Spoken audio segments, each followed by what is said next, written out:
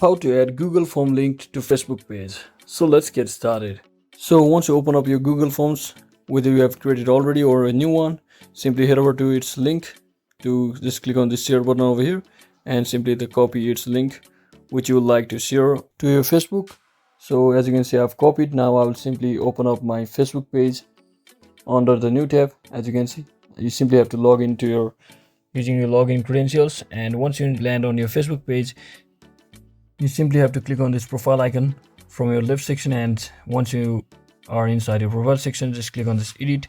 So there are two ways. You can first click on this bio edit option over here and actually paste your link which you just copied, so that everyone will be able to see that link directly from your bio. Or another thing what you can also do instead is you can actually click on this three dot icon over here and click on this edit add button and change the button, and simply click on this sign up. If it's on other, just click on this sign up, because sign up is used for people to sign link, and simply click on next and just paste your link over here and click on save. And once you do all of that, you can simply click on this three dot icon again and view ads.